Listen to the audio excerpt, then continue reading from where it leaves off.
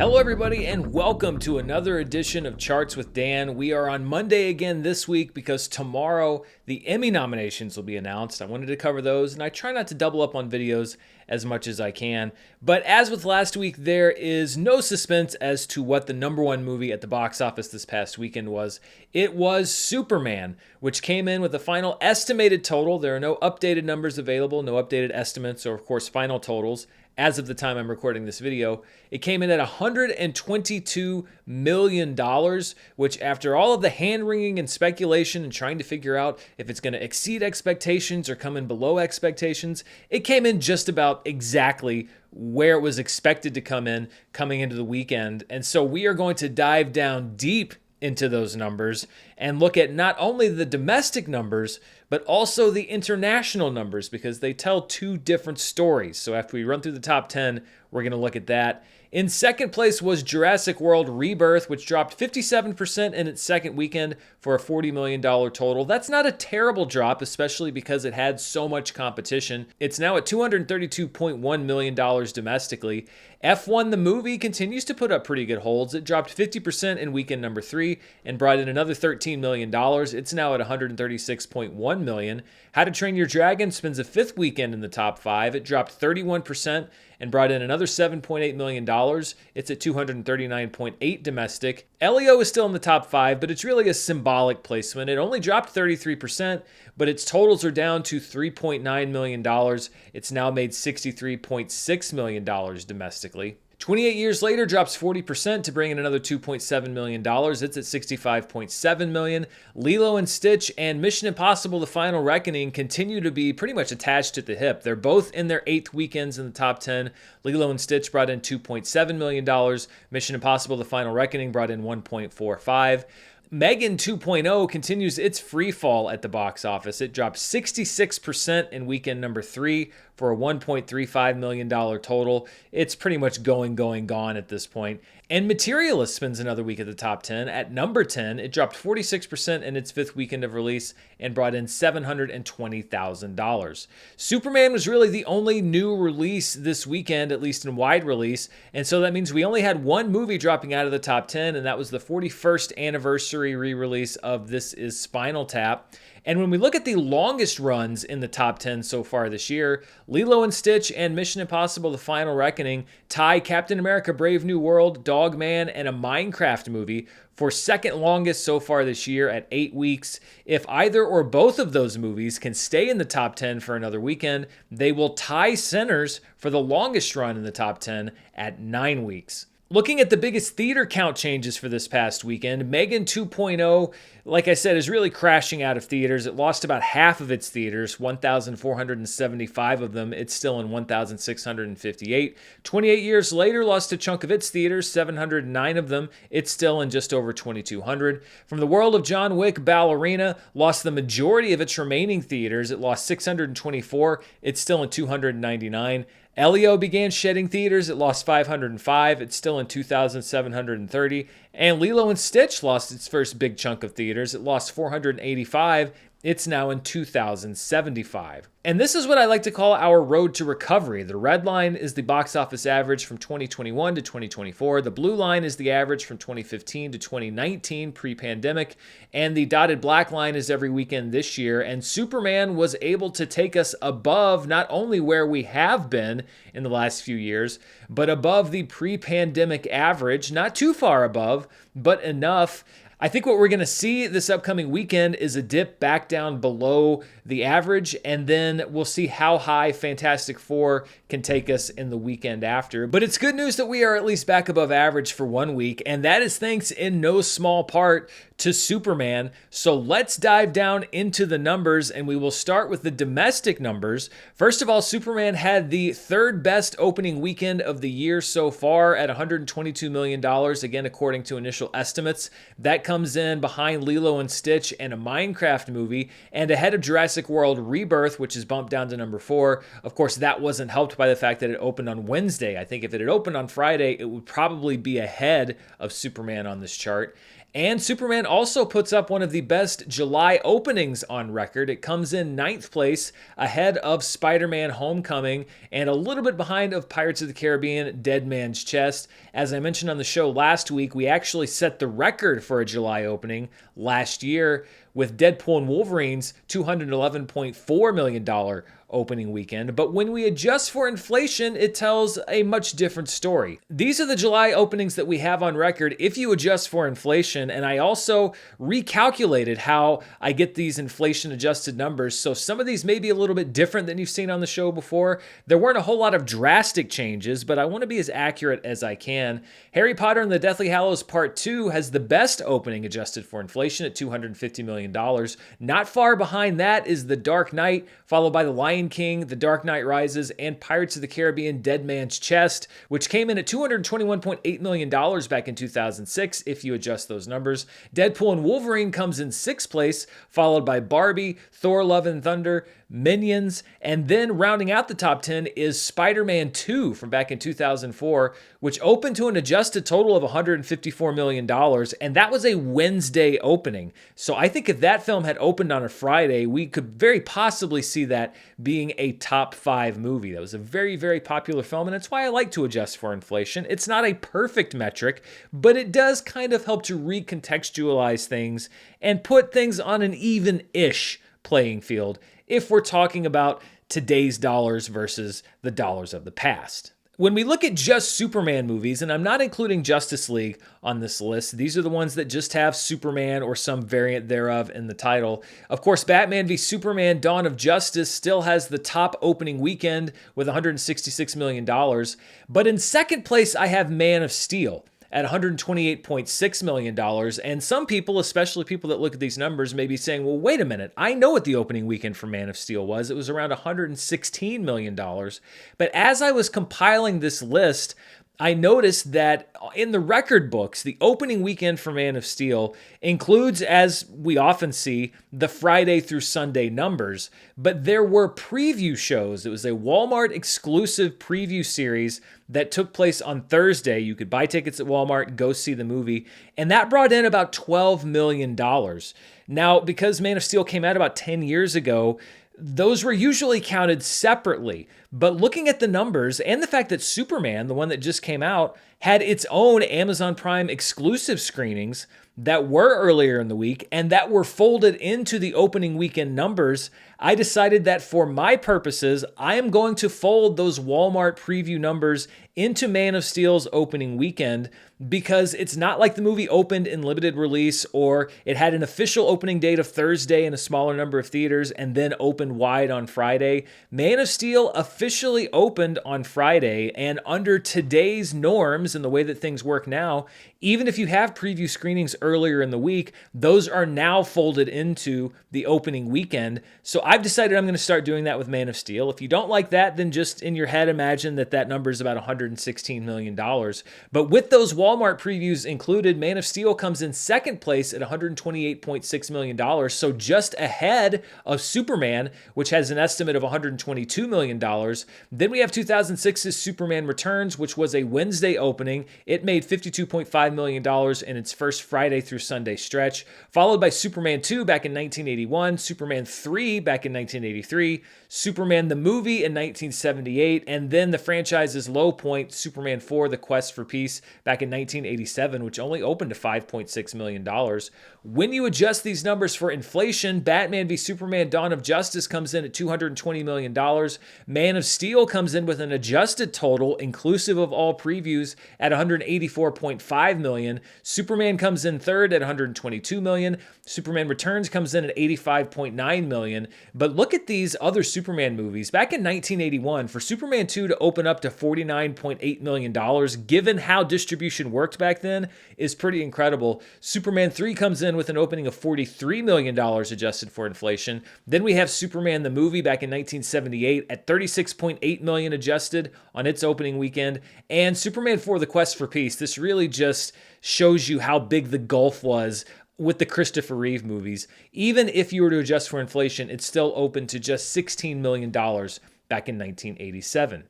Superman also put up one of the best opening weekends for a movie based on a DC comic.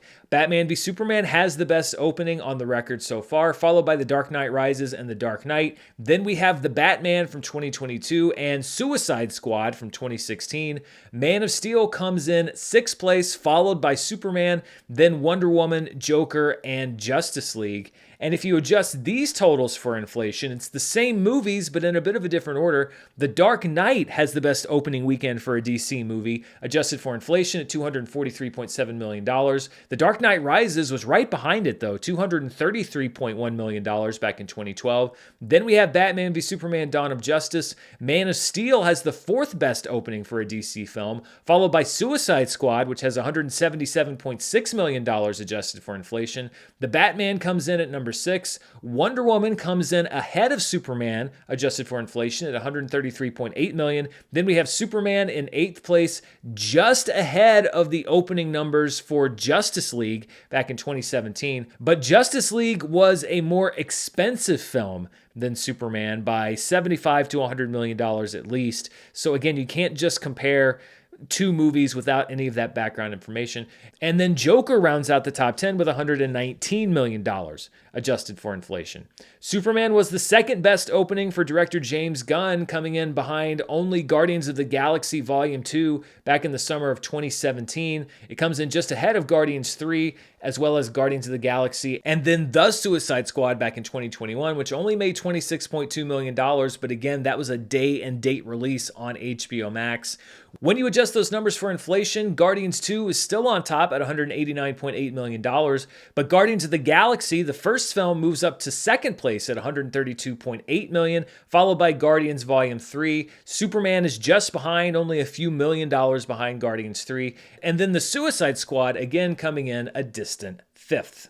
Now, normally on the show, this is where I look at the rest of the box office top 10, and then later on we'll move to the international numbers, but I want to stay on Superman, and the international numbers are a big part of the story for its opening weekend. So let's look at the top 5 movies this past weekend internationally. That's all markets around the world, excluding the United States and Canada.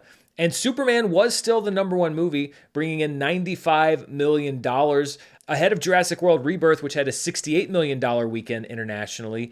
F1, the movie, comes in 3rd at $38.5 million, followed by How to Train Your Dragon and the Chinese film Malice. When you combine the international numbers and the domestic numbers, we get our top 5 films worldwide, and Superman debuts with an official total, at least according to estimates, of $217 million. Jurassic World Rebirth has a $100+ million second weekend. It dropped off about 58.8% worldwide. It pretty much matches what it did here domestically. It's over $500 million already. F1, the movie, drops 37.5%, brings in another $50 million worldwide. It's getting close to $400 million. How to Train Your Dragon continues to hold well. It brought in $20.8 million. It's at $560.7 million worldwide. And then Lilo and Stitch brings in another $9.9 million. It is getting very close to the $1 billion mark. I think it will have joined that club by this time next week. And when we look at the biggest worldwide opening weekends of the year, Superman had the 5th best opening behind Jurassic World Rebirth. Even though Jurassic World Rebirth was a Wednesday opener, it opened at $262.5 million last week. Superman comes in at $217 million. As far as Hollywood movies go this year, Superman comes in behind only a Minecraft movie, Lilo and Stitch, and Jurassic World Rebirth, when you look at those worldwide numbers. But this is where things get a little interesting. These are the top openings this year when you look at just international numbers, taking the US and Canada out of it.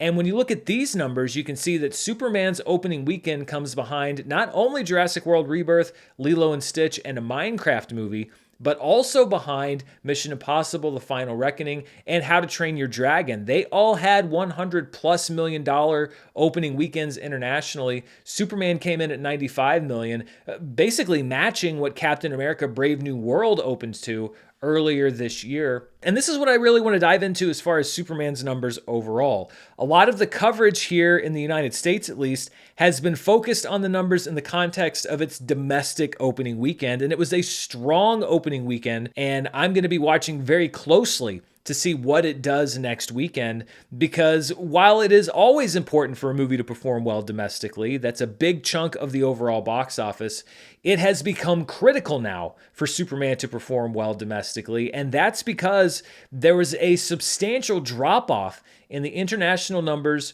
for Superman, especially when you look at it versus Man of Steel. Let's look at some of the numbers in key markets around the world. So this is the opening weekend for Superman versus the opening weekend for Man of Steel. You can see that in the US, if you include those early Man of Steel previews, Superman had about a 5.2% lower opening than Man of Steel did. But in China, Superman opened 66.8% lower than Man of Steel. This follows the trend that we have seen in China of Hollywood movies just not having the appeal that they used to. It was a 44.3% drop off between Superman and Man of Steel in the UK, a 34.6% drop off between the two movies in Australia, an 8.3% drop in Mexico, a 46.8% drop in France. Brazil saw an increase for Superman over Man of Steel. Opening weekend was up 47.5%, but it was down in South Korea by 42.5%, down 25.6% in Spain. There was a small increase in India. The box office for Superman went up 8.6%, but in Japan we saw a decline. It was down 7.4% for Superman versus Man of Steel. And this is where, if I'm an executive at Warner Brothers, I'm a little concerned, not necessarily about the opening weekend, but about what's been happening around the world. If you go back and look at Man of Steel, and I bring that up because that is the last real solo Superman movie that we had, Man of Steel had a $200 million opening weekend, so about what we got from Superman, but that opening didn't include France or Germany or Italy or Spain or China or Australia or Brazil or a lot of the key markets that we did see Superman open in this past weekend. Man of Steel had a much more gradual rollout. If you're looking at what makes it a success and what makes it not a success, and we'll do that in the weeks ahead, then the domestic marketplace just became a much bigger piece of that puzzle. Now, the way that things work now, it's sort of like opening presents on Christmas morning. When people want to know whether a movie's a hit or whether a movie's not a hit, there's a tendency to act like after 3 days after the opening that you've ripped off all the wrapping paper and you can tell what's inside the box already. And we're not there with Superman yet. We've started peeling the paper back. It looks like a pretty all right box, but we don't yet know what's inside that box. The critical thing for Superman right now is that it has to avoid that big drop off domestically in weekend number 2 that we saw with Man of Steel. It was a 67.9% drop in weekend 2 if you include those grosses, and that's really what started to write the narrative on Man of Steel and really kind of shaped what was going to happen with the DCEU going forward. Warner Brothers has come out and said they're very happy about the performance of the film. David Zaslav is saying that he's happy. James Gunn has said that he's happy. And here's the thing. There's no reason not to be, because really the only thing that Superman had to do this past weekend was not be a disaster. And it wasn't. Domestically, the movie did not open disastrously. It didn't even have a disappointing opening. It came in just about where people expected it to. And so there is reason to be excited about that, especially because this is the beginning of a new cinematic universe, a new Superman. So people didn't really know what to expect. So it's all right to be excited now, and I think it's warranted to be excited now. But I think that you also have to keep a very close eye on the future, because if Superman has the same kind of drop in weekend number 2 that Man of Steel had, then the narrative around this movie is going to change dramatically. And for me, I was somewhat surprised to see the degree to which Superman dropped off internationally versus Man of Steel. I think there are a lot of factors there. As I mentioned, in China, Hollywood movies are just losing their appeal in general. And worldwide, we're in a different era. We are not at peak superhero movie anymore, where just about any film is going to pack in audiences. People are much more discerning. They've seen many more superhero films now than they did 12 years ago when Man of Steel came out. And Superman has always been one of the heroes that is most associated with America specifically. He's a bit less global, even though he is a global hero in the sense that he saves people around the world. But it's not really surprising to me that he had similar numbers to Captain America, because because that is another film that is very closely associated to America. I think that there is a buffer for a lot of comic book films worldwide for many years where you could count on international audiences to see them, but we don't see that buffer as much anymore. And I think if you are managing your expectations on what you want this film to be, because a lot of people thought that this was going to be a $1 billion movie or wanted it to be a $1 billion movie and thought it would only be a success if it was a $1 billion movie. I think the more realistic expectation for this film is for it to be equivalent to Batman Begins. Batman Begins was not a massive box office success. I haven't crunched the numbers, but I think it came very close to perhaps even not breaking even in the theatrical window. We'll see what that looks like for Superman. But what Batman Begins was able to do was to foster a lot of goodwill for Batman at a time, much like Superman, where the character had been dormant for a while. You were coming off of a franchise low point, like we saw with Batman and Robin, like we saw with the DCEU kind of sputtering out. But what happened was that the movie was successful enough and enough people watched it in the intervening months and years after it came out that by the time The Dark Knight was released in 2008, it was able to break box office records. And if I were Warner Brothers, I would look at that blueprint between Batman Begins and The Dark Knight and that massive increase between the two movies and say, how can I apply this to Superman? And I think one way you could do it is when you are planning out whatever the sequel to Superman is going to be, tap into something that would get people excited about Superman in the way that putting the Joker in The Dark Knight got people excited about that film. Because I don't see a sign here that audiences ran to the theater this weekend and are automatically sold on the upcoming DC universe, the DCU. I think they went and were curious about Superman, and many of them liked what they saw. But that doesn't necessarily mean that they are ready to jump all the way in with all of the different characters and that maybe doing a group movie for Superman's sequel is the best move. If I was going to characterize Superman's opening weekend domestically, I would say mission accomplished for weekend number 1. Let's now focus on weekend 2 and see what happens going forward. Like I said, I think you have a lot more audience goodwill toward this film than you did for Man of Steel, and that might help it as it legs out in the weeks ahead, although we have Fantastic Four coming out in just a couple of weeks. But I think that there's a lot of people that are already hanging the mission accomplished banner overall for the movie. That is a bit premature. There's a lot more to see, and this is a great example of why I say that weekend 1 isn't everything. There's a lot more to come, and of course, I will be covering it very closely right here on the show. And my member poll question this week is about Superman. Now that the movie's out and many people have seen it, I want to know if Superman made you more excited or less excited about the DCU's future. So the future of these connected movies and DC films going forward. You can vote right now on the poll that's live for channel members. Your options are you more excited? Are you less excited? Or was there really no change in your excitement level for the future? And last week I asked about the Jurassic franchise. What would you like the Jurassic franchise to do going forward? I gave a few options there. 9% of respondents said that they would like the studio to continue the Jurassic World series. 5% said they'd like to see the studio restart the Jurassic Park series. 29% of people who voted said they'd like to see a new series get started, something completely different. But a clear majority, 57%, said that they would like Universal to stop making Jurassic movies altogether.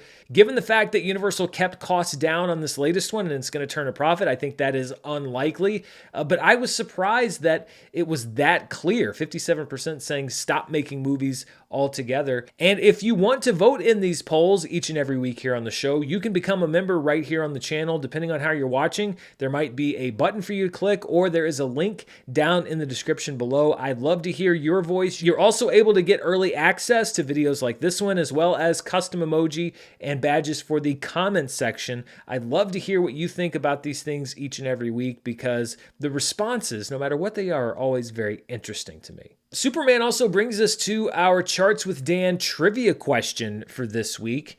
This is not the first time that Superman has shared the summer top 10 with a Disney live-action film, a DreamWorks film, a Pixar film, a Marvel film, a live-action racing film, and a Mission Impossible film. When did this happen before? If you're doing the math, you might be able to figure out a year, but can you figure out what those movies were? I'll give you a couple more seconds to think. And to get the answer, we have to go back to the summer of 2006, which many of you may have been able to figure out. Of course, we had Superman Returns in the box office top 10. Pirates of the Caribbean, Dead Man's Chest, that's a Disney live action film. Over the Hedge is a DreamWorks animated film. This year we have a DreamWorks live action film. Cars was the Pixar film in the summer top 10. X-Men The Last Stand was the Marvel film in the top 10. Talladega Nights was the live action racing film. And Mission Impossible 3 was the Mission Impossible movie. So even though this summer has been full of twists and turns, in many ways it's like summers that we've seen before, 19 years ago, as a matter of fact. Let's check in on the Jurassic franchise, and this is what the franchise looks like as far as domestic gross. I'm experimenting with how I do these franchise trackers, so let me know what you think of this design.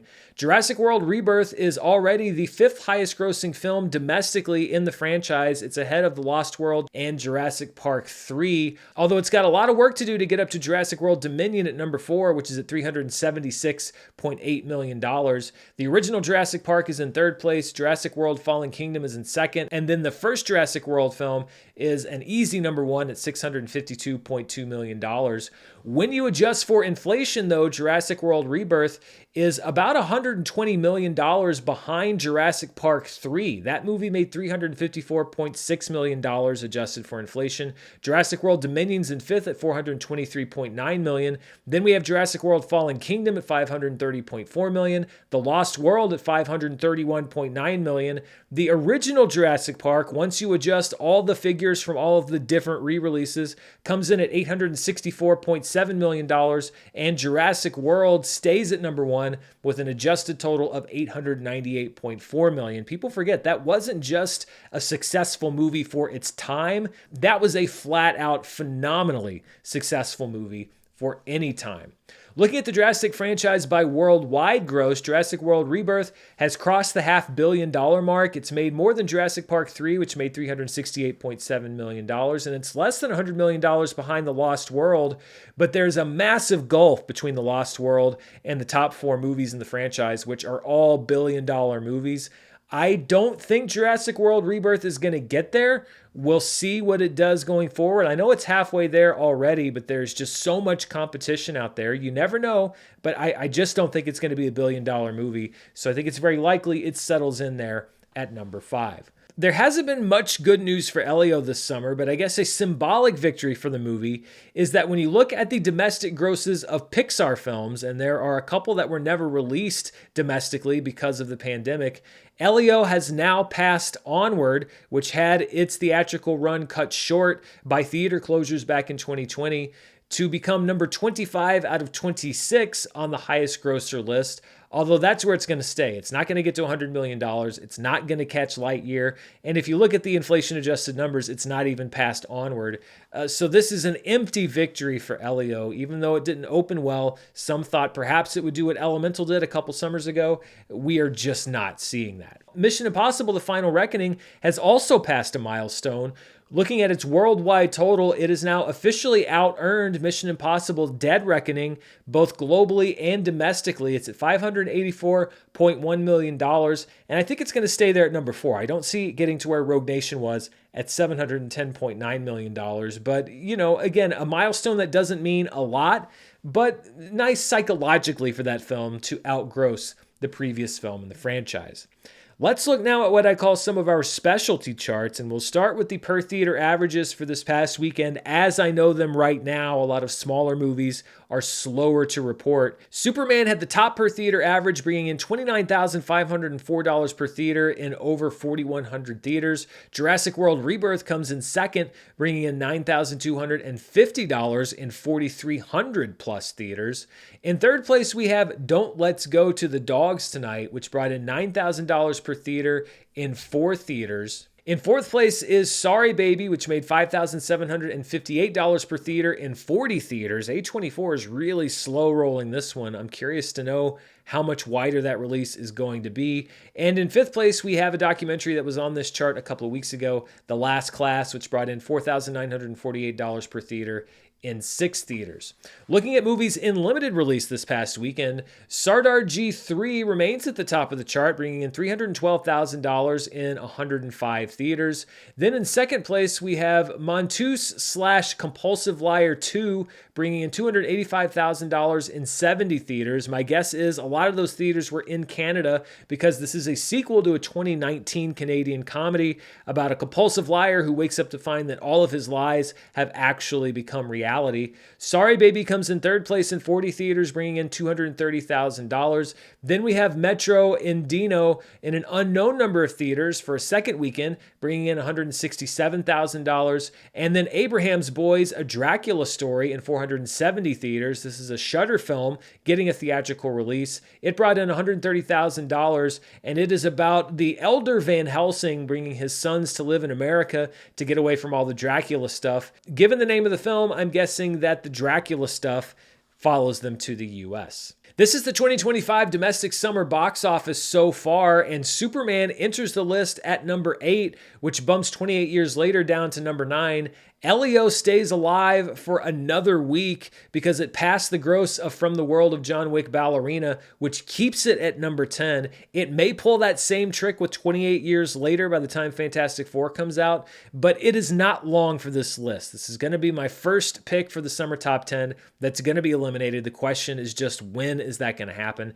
F1 is at number 7. Final Destination stays at number 6. Thunderbolts and Mission Impossible The Final Reckoning both drop down a spot. Jurassic World Rebirth jumps up 2 spots to number 3, and it's very close to passing How to Train Your Dragon to become the second highest grossing film of the summer. And when we look at my predictions for this summer, as we talked about last week, I did heavily underestimate Jurassic World Rebirth. I picked it to be the number 6 movie. It is on the verge of being the number 2 movie, and we'll see how it stands up against Superman and Fantastic Four in the weeks ahead. Superman was my pick for the number 3 movie of the summer. We'll see if it's able to get that high. I think a lot of that does depend on Fantastic Four. I picked Mission Impossible The Final Reckoning to be the number 5 movie of the summer. It's now at number 4, so it's getting closer to where I picked it. Thunderbolts is at number 5. I picked it to be in 8th place. Right now, I predicted F1 to be exactly where it is at number 7. Elio is my prediction for number 9. That's going to be off the list pretty soon. And then The Bad Guys in August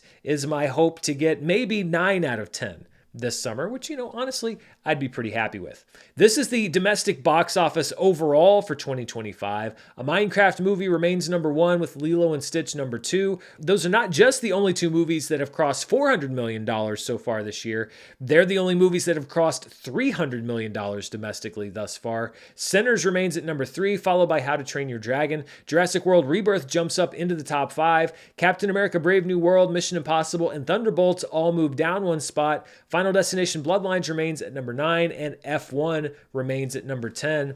When we look at the worldwide box office for this year, Sinners is out of the top 10. Thunderbolts moves down 2 spots to number 10. F1 the movie is now a top 10 movie worldwide at $393.3 million. That's good enough for number 9. Captain America Brave New World and Detective Chinatown 1900 both move down a spot. Jurassic World Rebirth makes a big jump up 4 spots to number 6 at $529.4 million.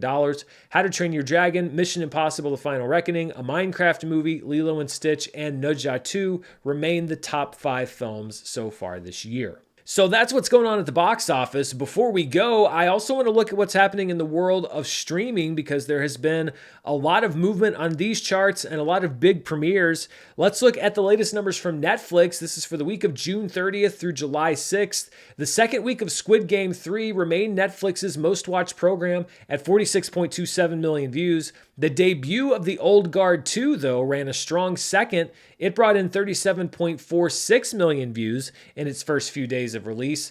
K-pop Demon Hunters continues to perform well. It hangs on to number 3 with 22.68 million views. Then we have Infinite at number 4. Infinite was actually a Paramount Plus original movie that was released in 2021 after being bumped from theaters due to COVID. It's now on Netflix in many territories at 10.4 million views. Then we have the original The Old Guard. Enough people went back and watched that to make it a top 5 program on Netflix at 9.52 million views. At number 6 was the the documentary Trainwreck: The Cult of American Apparel, about the fashion company that was a big trend and then its eventual downturn. It brought in 7.78 million views. Trainwreck: Poop Cruise, still doing well. It brought in 7.1 million views. Then we have the documentary Shark Whisperer. That sounds right up my alley, at 6.13 million views. Plane returns to the top 10 with 5.78 million views. And then The Waterfront Season 1 rounds the top 10 out at 5.6 million views. Looking at movie debuts this year on Netflix, The Old Guard 2 had the third best debut for any new movie, behind Back in Action and Exterritorial. It comes in ahead of Havoc and Straw. And as far as debuts for any kind of new programming on Netflix, The Old Guard 2 also comes in third place, behind Exterritorial and Back in Action, and ahead of American Murder, Gabby Petito, and Havoc. And looking at overall movie weeks for Netflix this year, Straw had the most viewership of any movie so far in its second week of release in 2025 at 48.89 million views. Then we had the matching weeks 1 and 2 of Back in Action, the first week of Exterritorial, and now the first week of The Old Guard 2 at 37.46 million views. So a top 5 overall watched movie for Netflix so far this year. And Squid Game Season 3 had the third best performance for any Netflix series this year, regardless of when it was released. It comes in behind the second week of Squid Game Season 2, which kicked off the year at 58.12 million views, and the first week of Squid Game Season 3, which had 60 million views, although there is a difference of about 12 million views between the second week viewership of Squid Game Season 2 and the second week viewership of Squid Game Season 3. So we'll see if Squid Game Season 3 continues to tail off like we saw with these first couple weeks of viewership. The second week of Adolescence and the first week of American Murder, Gabby Petito round out the top 5 as far as viewerships for all Netflix series. The overall most watched movies on Netflix so far this year has a new entry. K-Pop Demon Hunters is now the 9th most watched Netflix movie of the year at 56.09 million views, and it's got a lot of upward mobility. That moves Nona's down to number 10, and it moves I Hostage off of the list altogether. Back in Action is still at number 1 at 149.84 million views, but Straw has also broken the 100 million view barrier at 106.28. And looking at the overall most watched programs of any type on Netflix so far this year, Squid Game Season 3 moves up to number 4 behind Squid Game Season 2, Adolescence, and Back in Action. That moves Straw down to number 5 and the rest of the top 10 down 1 spot. So far in 2025, 5 programs on Netflix have broken the 100 million view barrier: Back in Action, Adolescence, Squid Game 2 and 3, and Straw. Let's take a look now at the latest ratings from Nielsen. Now, these differ from the Netflix ratings in that these are domestic numbers only, US only, not global like the ones we just saw. And they're delayed by about a month because that's how long it takes Nielsen to get those numbers to us. So this is for the week of June 9th through the 15th. And let's look at the top streaming movies first of all.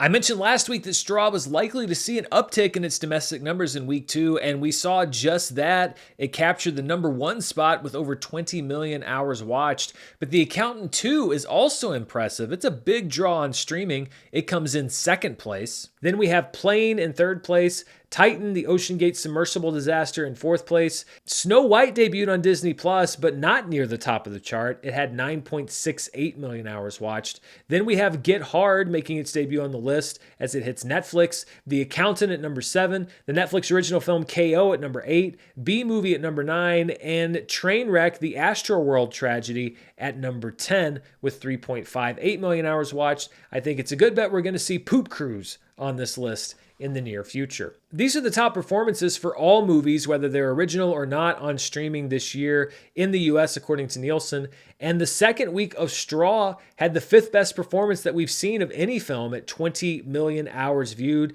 That comes in behind the first week of The Accountant 2, which hit this list last week at 23 million hours viewed.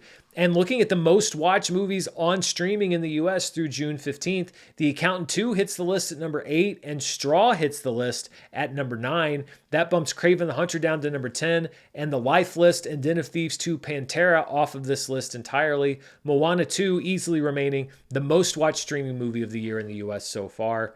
These are the most watched streaming shows, according to Nielsen, for June 9th through the 15th. At number 1 is Ginny and Georgia, which pulls in another huge number in week number 2 at 47.7 million hours watched. In second place is Blind Spot, which is not a Netflix original series. It's a show that aired on NBC many years ago and hit Netflix this past month. It brought in 31.1 million hours watched. Animal Kingdom, another non-Netflix original that's still drawing great viewership, comes in third place at 23.3 million hours watched. Then we have Love Island USA and Grey's Anatomy, followed by Bluey, NCIS, Criminal Minds, Family Guy, and SpongeBob SquarePants. And Ginny and Georgia was essentially flat in week number 2 from where we saw it in week number 1. The first week of Ginny and Georgia had the fourth best performance for any series on streaming in the US this year so far at 48 million hours watched. Week 2 of Ginny and Georgia comes in fifth at 47.7 million hours watched. So it remains a very popular streaming series here in the US. When we look at the top Nielsen shows as far as watch time per available episode, so total watch time divided by the number of episodes available to watch, Ginny and Georgia is at the top at 1.59 million hours watched per episode. And then we have a cluster in the middle here. The Survivors comes in second at 1.29 million hours per episode, followed by Sirens, which is still drawing a lot of viewers at 1.28 million hours per episode, and The Better Sister at 1.26 million hours per episode. Department Q rounds out the top 5 at 1.03 million hours watched per episode, followed by Tires on Netflix at just over 500,000 hours per episode. Fubar, which had a huge drop-off in viewership from season 1 to season 2, it comes in at 429,000 hours per episode. Then Animal Kingdom, Blind Spot, and Stranger Things rounding out the top 10. This was around the launch of the first trailer for the next season of Stranger Things. This obviously inspired many people to go back and start rewatching the show probably from the beginning.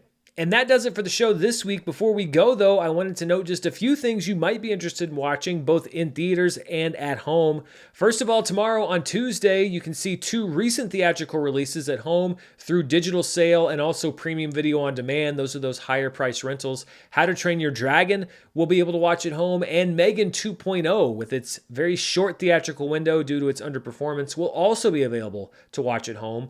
On Wednesday, in many theaters around the country, you can find Jujutsu Kaisen Hidden Inventory / Premature Death, the movie, which is a compilation movie consisting of parts of episodes from the second season of the anime series. On Amazon Prime Video, the third and final season of The Summer I Turned Pretty debuts on Wednesday. You can catch the first 2 episodes.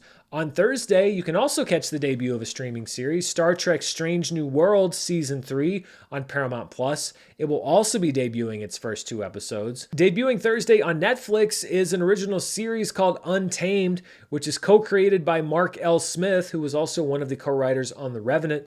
Eric Bana plays a Yosemite National Park ranger looking into mysterious deaths happening in the park. Sam Neill co-stars, so we'll see if it's actually dinosaurs that were behind it all. And also on Thursday on Hulu, you can check out The Amateur, which is a theatrical release from earlier this year, starring Rami Malek.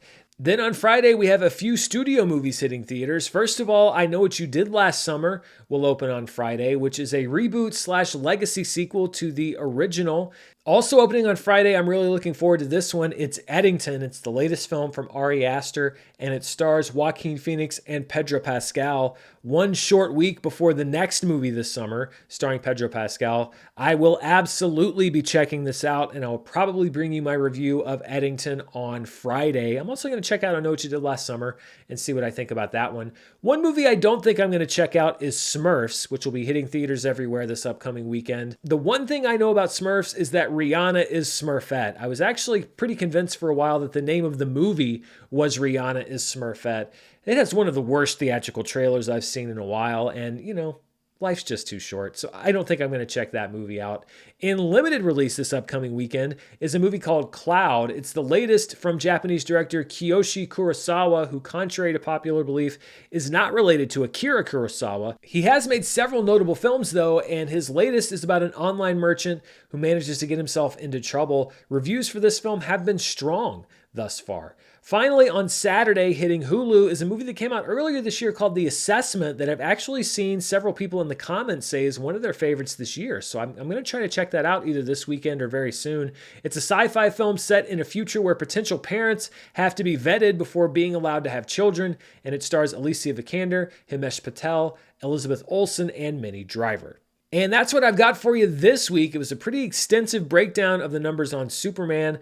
Be sure to stay tuned right here. Of course, I will be tracking Superman and all the other summer releases in the weeks to come. And as I mentioned, tomorrow you can check out my analysis of the Emmy nominations as Hollywood prepares to honor the best in television. I am a TV Academy member and I will be a voting member this year, so I'm curious to see what makes the cut and what doesn't.